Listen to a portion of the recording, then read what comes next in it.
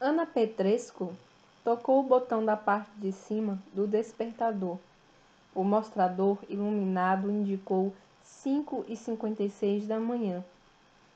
Sua mente fervilhara a noite inteira, até que por fim concluíra exatamente o que deveria fazer se o diretor-presidente não estivesse disposto a seguir suas recomendações.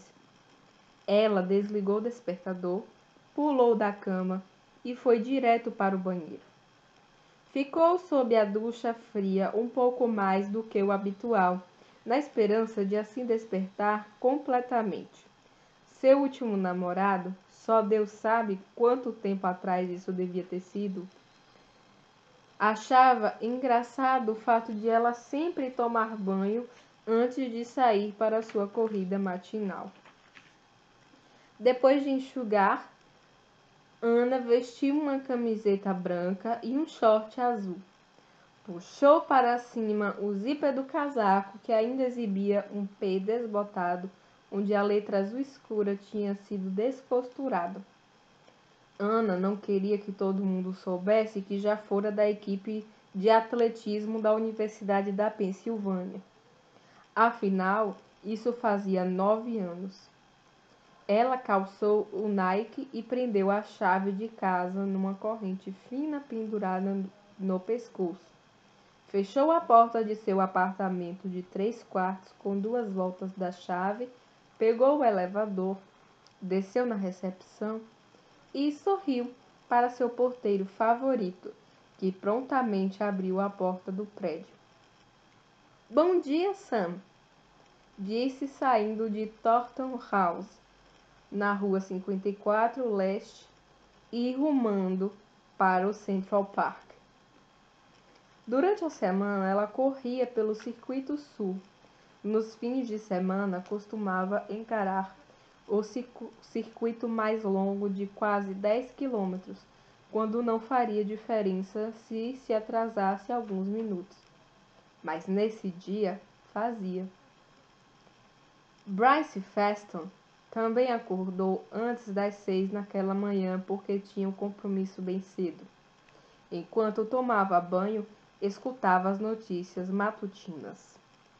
"Mais um dia ensolarado e sem nuvens, com brisa suave soprando para o sudeste", anunciava um alegre repórter da meteorologia quando Feston saiu do chuveiro.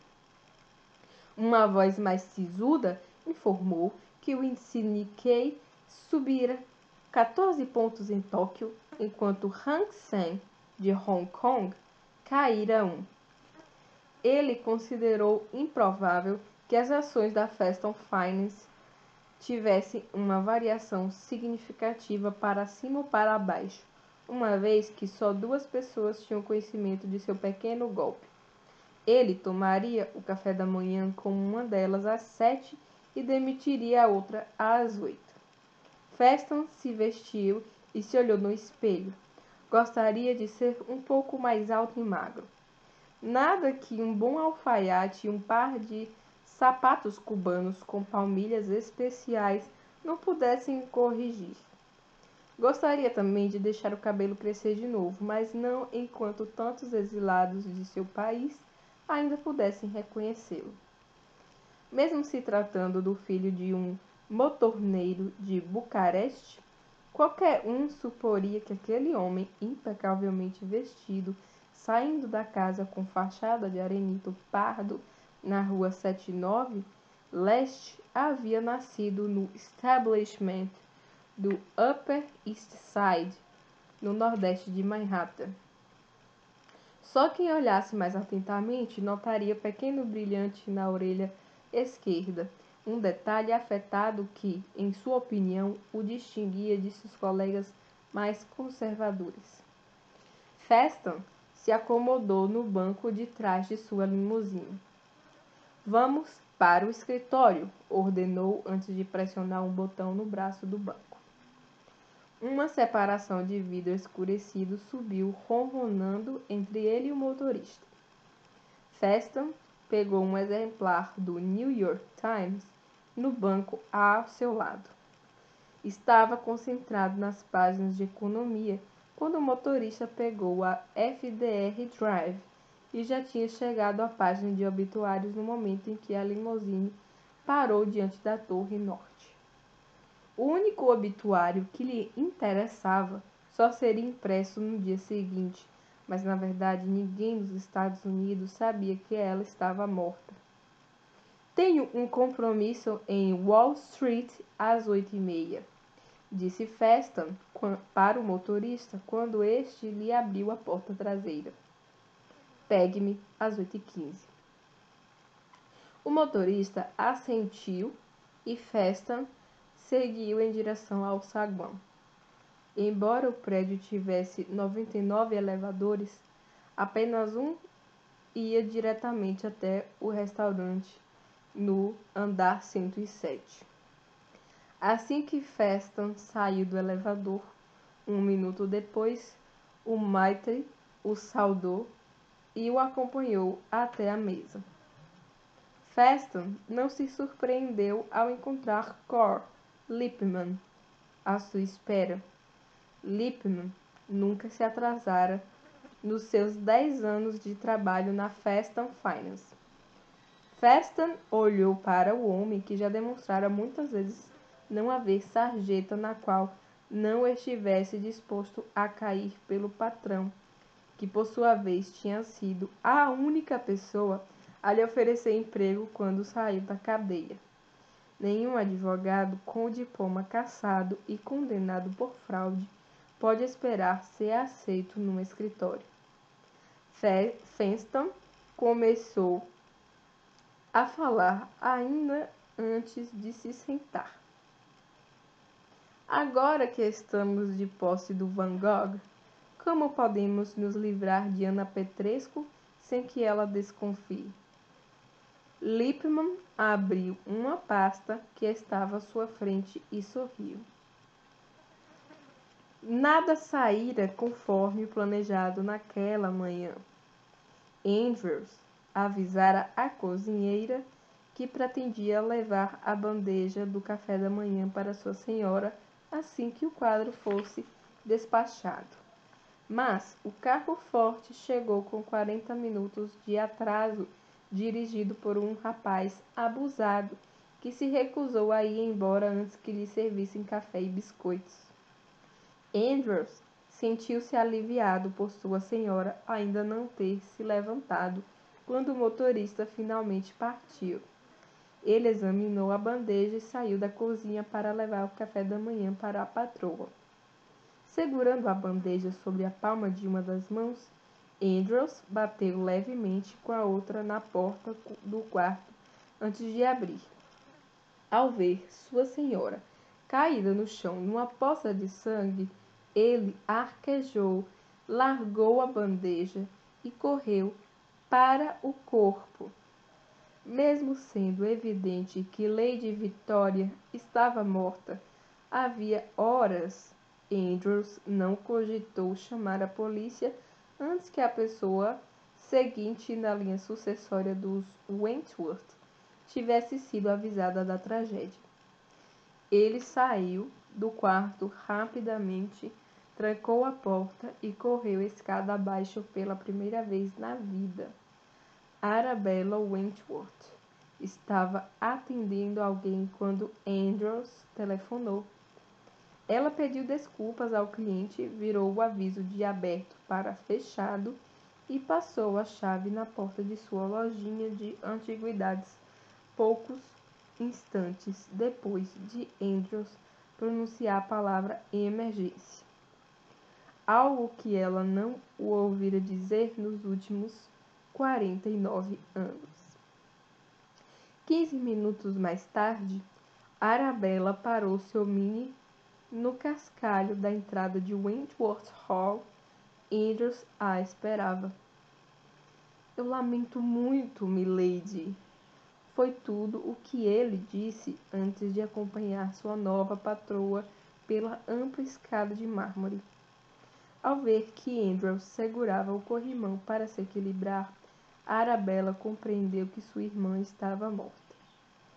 Embora experimentasse um violento enjoo ao ver o corpo da irmã, Arabella não desmaiou. Depois de olhar de novo, ela se segurou numa das colunas da cama de Dossel. O sangue respingara por toda a parte, coagulando no tapete, nas paredes, na escrivaninha e até no teto. Fazendo um esforço hercúleo, Arabella cambaleou até o telefone no criado mudo, pegou o fone e discou 999. Quando a ligação foi atendida com as palavras "Emergência, posso ajudar?", ela respondeu: "Polícia!". Arabella recolocou o fone no gancho. Pretendia chegar à porta do quarto sem voltar a olhar o corpo da irmã, mas não conseguiu. Dessa vez o olhar se fixou na carta endereçada à minha cara Arabella. Não querendo compartilhar os últimos pensamentos de sua irmã com a polícia local, ela pegou a carta inconclusa, guardou-a no bolso e, ainda trêmula, saiu do quarto. Ana correu na direção oeste, passou pelo Museu de Arte Moderna e cruzou a Sexta Avenida antes de dobrar à direita na Sétima. Ela só ligou o cronômetro, que levava no pulso esquerdo, depois de passar pelo Artisans Gate e entrar no parque. Assim que alcançou seu ritmo normal, tentou se concentrar na reunião com o diretor-presidente às 8 daquela manhã. Ana ficara surpresa e até um pouco aliviada quando Bryce Fenston lhe ofereceu um emprego poucos dias depois de ela deixar seu cargo como segunda na hierarquia do departamento de impressionismo da Sotheby's. Seu chefe ali deixara muito claro que qualquer possibilidade de promoção estava anulada depois que ela admitiu ser responsável pela perda da venda de uma importante coleção para a principal rival, a Christie's. Ana passara meses trabalhando aquele cliente na tentativa de convencê-lo a escolher a Sotheby's para se desfazer dos bens de sua família, mas ingenuamente contara com a discrição de seu namorado ao confiar-lhe o segredo. Afinal, ele era advogado. Quando o nome do cliente apareceu nas páginas de arte do New York Times, Ana perdeu o namorado e o emprego. Para piorar a situação, o mesmo jornal noticiou que a doutora Petrescu saíra da Sotheby's em condições desfavoráveis. Bryce Fenston era presença constante em todas as grandes vendas de arte impressionista e não poderia ter deixado de reparar em Ana quando, de pé junto à tribuna do leiloeiro, identificava os lances. Ela se ofendia com qualquer insinuação de que sua boa aparência e sua figura atlética fossem a razão pela qual a Sotheby's costumava colocá-la em um local tão destacado e não nas laterais da sala de leilões com os outros identificadores de lances. Havia algum tempo que se sabia que Fenston estava reunindo uma coleção de pintura impressionista das grandes, assim como Steve Wynn, Leonard Lauder e Takashi Nakamura. Para colecionadores desse tipo, o que muitas vezes começa como um simples hobby pode não demorar a virar vício. Para Fenston, que possuía pelo menos uma obra de cada um dos grandes impressionistas, com exceção de Van Gogh, a mera ideia de possuir um quadro do mestre holandês era como uma injeção de heroína pura. Assim que leu no New York Times que Ana estava saindo da Sotheby's, Fenston ofereceu-lhe um cargo na sua diretoria com um salário que evidenciava sua firme determinação de continuar enriquecendo a coleção particular. O fator decisivo para Ana foi descobrir que Fenston também era romeno. Ele constantemente lhe fazia lembrar que seu exemplo também fugira da opressão do regime de Ceausescu e encontrara refúgio nos Estados Unidos. Poucos dias depois de ela entrar para o banco, Feinstein pôs à prova a experiência profissional de Anna. A maioria das perguntas que ele fez referia-se a coleções que ainda estavam em poder de famílias que herdaram suas fortunas. Anna achou intrigante a obsessão de Feinstein pelas coleções alheias até saber que era a política da empresa dele conceder grandes empréstimos avalizados com obras de arte. Poucos bancos aceitam considerar qualquer forma de arte como garantia. Podem aceitar propriedades, ações, títulos, terras, até mesmo joias, mas raramente arte.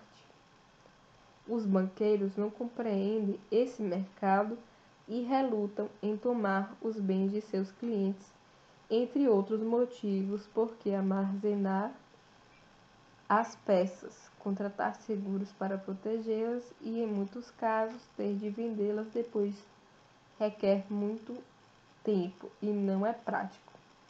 A Feinstein Finance era uma exceção. Uma das primeiras missões de Anna foi viajar à Inglaterra e avaliar o patrimônio de Lady Victoria Wentworth, uma possível cliente que solicitara um empréstimo vultoso da Feinstein Finance. A coleção Wentworth era uma daquelas tipicamente inglesas e tinha sido reunida pelo segundo conde, um aristocrata excêntrico com gosto respeitável. Ele adquirira obras de seus compatriotas Romney, West, Constable, Stubbs e Morland, além de um magnífico Turner, O Pôr do Sol sobre Plymouth. Como o terceiro conde não demonstrou interesse pela arte, a coleção ficou juntando pó até que seu filho, o quarto conde, passou quase um ano fazendo o que se costumava chamar de Grand Tour, antes de voltar para Wentworth Hall com um Rafael, um Tintoretto, um Tiziano, um Rubens, um Holbein e um Van Dyck. No entanto, coube a Charles, o quinto conde, pelas razões erradas, superar seus antepassados.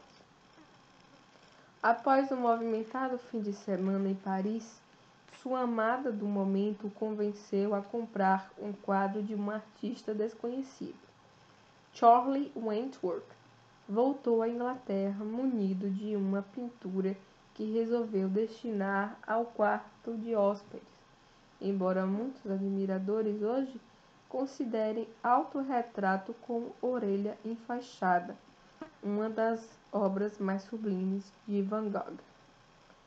Anna já advertira Feinstein que fosse precavido quando se tratasse de adquirir um Van Gogh. Ela disse que havia várias falsificações expostas em coleções particulares e até uma ou duas em museus importantes. Contudo, depois de examinar a documentação que acompanhava o autorretrato, Anna sentiu-se segura o bastante para informar ao diretor-presidente que o esplêndido retrato era realmente obra do mestre. Para os aficionados de Van Gogh, Autorretrato com Orelha Enfaixada era o pináculo. Mesmo tendo pintado 35 autorretratos, o mestre fez apenas 2 depois de decepar a orelha esquerda. O outro estava em exibição no Instituto Courtauld, em Londres. Anna passou 10 agradáveis dias em Wentworth Hall, avaliando a coleção da família. De volta a Nova York, deu seu parecer ao conselho, informando que, caso uma venda se fizesse necessária, os bens cobririam folgadamente o empréstimo de 30 milhões de dólares concedido pelo banco.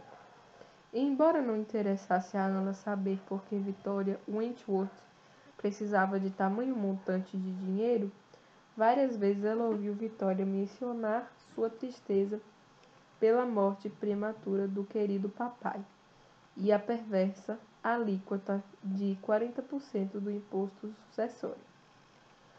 A responsabilidade de Ana consistia apenas em avaliar as coleções de arte de possíveis clientes e apresentar relatórios escritos para serem analisados pelo conselho diretor.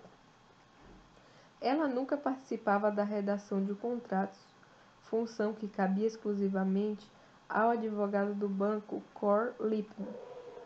Em uma ocasião, porém, Vitória havia deixado escapar que o banco lhe cobrava 16% de juros compostos. Ana se deu conta de que o endividamento, ingenuidade e falta de experiência e de conhecimento a questões financeiras eram os ingredientes em cima dos quais a Finston Finance prosperava. Tratava-se de um banco que parecia apreciar a incapacidade de seus clientes de pagar suas dívidas. Ana alongou suas passadas ao transpor o carrossel. Ela concluíra que se veria forçada a pedir demissão se o diretor-presidente não considerasse possível aceitar sua recomendação sobre a coleção Wentworth naquela manhã. Ela aprendera a conviver com a vaidade de Fenston e até a aturar seus eventuais rompantes, mas não podia justificar que se enganasse um cliente, em especial alguém tão ingênuo quanto Victoria Wentworth. Sair da Fenston Finance com menos de um ano de empresa talvez não ficasse bem no seu currículo, mas pior seria uma investigação por fraude. Quando saberemos se ela está morta? Perguntou Lippmann, enquanto tomava seu café. Espero receber a confirmação ainda hoje de manhã, respondeu Fenston. Ótimo, porque preciso entrar em contato com o advogado dela para lembrá-lo de que, em caso de morte em circunstâncias suspeitas, ele fez uma pausa. Toda decisão recai na jurisdição da Justiça do Estado de Nova York. É estranho que nenhum deles tenha jamais questionado essa cláusula do contrato, disse Fenston, passando manteiga em mais um bolinho. E por que questionariam? Perguntou Lippmann. Afinal, eles não têm como saber que estão prestes a morrer. Há algo que possa levar a polícia a suspeitar do nosso envolvimento? Não, você não conheceu Victoria Wentworth. Não assinou o contrato original, nem sequer viu o quadro. É possível que se passem anos até a polícia admitir que não tem suspeito, disse Fenston. Disse Lippmann. Uns poucos anos serão suficientes, disse Fenston. Até lá, os juros acumulados sobre o empréstimo serão mais do que suficientes para garantir que eu possa me apropriar do Van Gogh e vender o restante da coleção sem perder nada do meu investimento original. Então, ainda bem que li o relatório de Petresco a tempo, disse Lippmann. Porque, se Lady Wentworth seguisse a recomendação dela, não poderíamos fazer nada. Fenston concordou. E ele continua falando. Mas agora temos de achar um jeito de nos livrar de Petresco. Sozinha, sentada na sala de estar, Arabella não conseguia assimilar o que acontecia à sua volta. Sobre a mesa ao lado, uma xícara de chá esfriara sem que ela percebesse. Vários carros da polícia e uma ambulância estavam lá fora, estacionados no cascalho. Pessoas fardadas e de jalecos iam e vinham. Alguém bateu suavemente na porta. Arabella ergueu os olhos e viu um velho amigo aguardando no vão da porta. Ao entrar na sala, o subchefe de polícia tirou o cap pontudo com o emblema prateado. Arabella se levantou do sofá com os olhos vermelhos de tanto chorar. O homem beijou-a no rosto e esperou que ela voltasse a se sentar antes de ocupar a poltrona de couro à frente do sofá. Arabella perguntou com serenidade: quem pode ter feito algo tão horrível com uma pessoa tão inocente como Vitória? Não parece haver uma resposta lógica para essa pergunta, respondeu o subchefe de polícia. Você se sente em condições de responder algumas perguntas, minha cara? Arabella balançou a cabeça afirmativamente e falou: farei o que eu puder para ajudar. O subchefe de polícia fala: normalmente eu perguntaria se sua irmã tinha inimigos, mas admito que, conhecendo-a como eu a conhecia, isso não parece possível. Entretanto, devo perguntar se você estava a par de algum problema que Vitória estivesse enfrentando. Correm boatos no vilarejo de que, após a morte de seu pai, sua irmã ficou com dívidas de um valor considerável. Arabella fala: não sei. Depois de me casar com Angus, nós só víamos da Escócia por umas semanas no verão. Voltei para viver em Surrey quando meu marido faleceu e então ouvi os mesmos boatos. Vitória sempre negava que houvesse problemas, mas ela adorava o nosso pai e, na opinião dela, nada do que ele fazia podia estar errado. O chefe de polícia pergunta: você sabe de alguma coisa que possa dar uma pista? Arabella pôs-se de pé e, sem dar explicações, foi até uma escrivaninha. Ela pegou o papel manchado de sangue que havia achado na mesa da irmã e o entregou. O subchefe leu a carta. Você tem alguma ideia do que Vitória quis dizer com surgiu uma solução? Arabella fala: não. Mas talvez eu possa responder a isso depois de conversar com Arnold Simpson. O subchefe de polícia fala: isso não me dá muitas esperanças. Arabella ouviu o comentário, mas não respondeu. Ela sabia que o subchefe de polícia desconfiava por instinto de todos os advogados. O subchefe segurou-lhe a mão. Procure não guardar segredos, Arabella, porque vou precisar saber de tudo se quisermos descobrir quem assassinou sua irmã. Arabella não respondeu. Droga! Murmurou Ana quando um homem atlético de cabelo escuro a ultrapassou na corrida, como fizera várias vezes nas últimas semanas.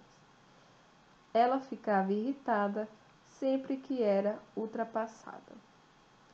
Ana chegou em 97º lugar na maratona de Nova York no ano anterior.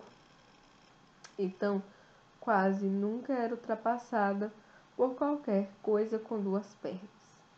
Ele não olhou para trás. Quem corre para valer nunca o faz.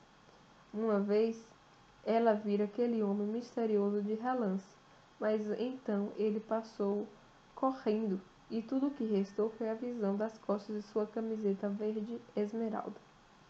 Ana tentou tirá-lo da cabeça e se concentrar de novo na reunião com Fenston. Ela já enviara uma cópia do relatório ao escritório do diretor-presidente, recomendando que o banco vendesse o autorretrato assim que fosse possível.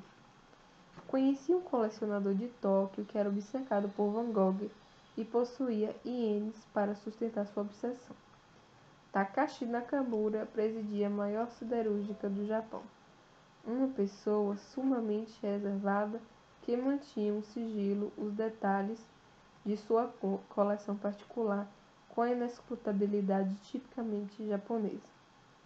Ele já anunciara que sua coleção faria parte de uma fundação que algum dia seria doada para a nação japonesa. A venda do Van Gogh também permitiria que a Victoria Wentworth preservasse sua dignidade, algo que os japoneses compreendiam muito bem.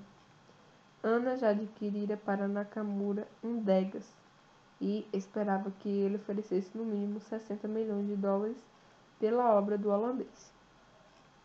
Portanto, se Feinston aceitasse sua proposta, e por que não aceitaria, todos ficariam satisfeitos com o resultado. Anna passou pelo Tavern on the Green e deu outra olhada no relógio. Precisaria apertar o passo se quisesse estar de volta em menos de 12 minutos.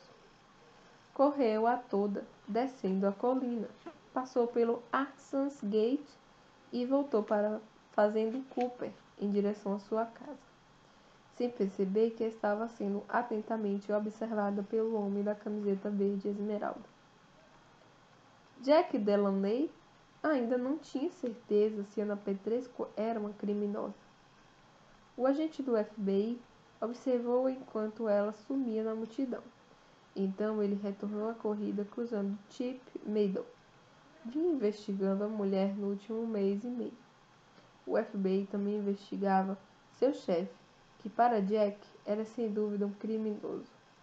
Quase um ano antes de Jack fora chamado pelo Richard W. Macy, um outro agente e seu supervisor especial, que colocou sob seu comando uma equipe de 8 agentes para investigar 3 homicídios violentos ocorridos em continentes distintos, mas com um detalhe em comum. As 3 vítimas tinham vultosos empréstimos tomados na Feinston Finance, ainda pendentes no momento em que foram mortas. Jack logo concluiu que os crimes haviam sido cometidos por um assassino profissional. Jack atravessou o Shakespeare Garden, voltando para seu pequeno apartamento no West Side. Seu dossiê sobre a mais recente contratada de Feinston estava quase terminado, mas ele ainda não tinha certeza se ela era uma cúmplice consciente ou uma inocente inútil. Começando pelo histórico familiar de Anna, Jack descobrira que um tio dela, chamado George Petrescu, viera da Romênia em 1972 e se estabelecera em Deville, no Illinois.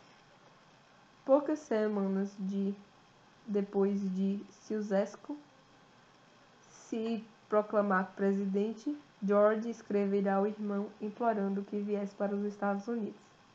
Quando Ceausescu instaurou a República Socialista na Romênia, George renovou o convite, incluindo nele sua sobrinha Anna.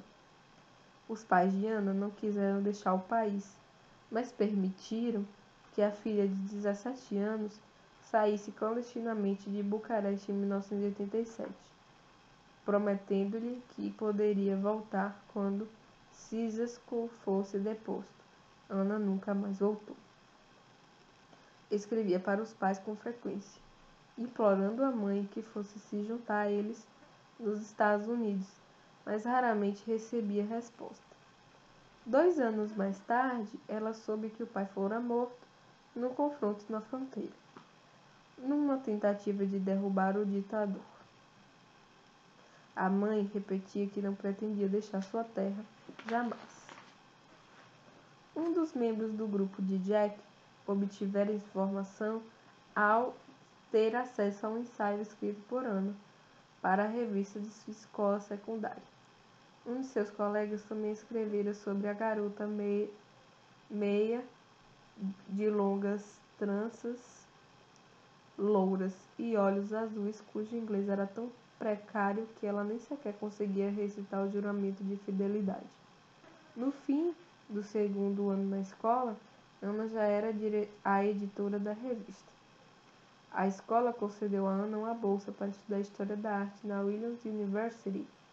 Um jornal local registrou que ela também ganhara a corrida universitária de 1 milha contra Cornell, fazendo um tempo de 4 minutos e 48 segundos.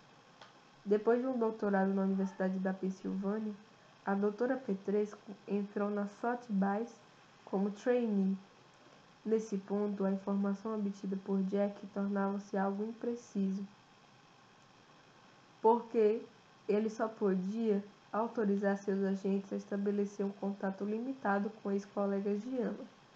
Ninguém esclareceu o significado da expressão em condições desfavoráveis, embora Jack não compreendesse por que razão ela se dispôs a entrar para a Feston Finance. Para essa parte da investigação, ele só podia contar com conjecturas, uma vez que seria muito arriscado abordar pessoas com quem Ana trabalhava no banco. E embora fosse evidente que ela fizera amizade com Tina Foster, a secretária do diretor-presidente da empresa. No curto tempo em que estava trabalhando na Feston Finance, Ana visitara vários clientes que haviam tomado grandes empréstimos e que eram donos de importantes coleções de arte. Jack receava que, cedo ou tarde, um desses clientes acabaria como as 3 vítimas anteriores de Feston. Jack seguiu pela rua 86 Oeste. Ainda havia 3 perguntas sem resposta. Há quanto tempo Feston conhecia a doutora Petrescu antes de ela ingressar no banco? Eles já se conheciam na Romênia?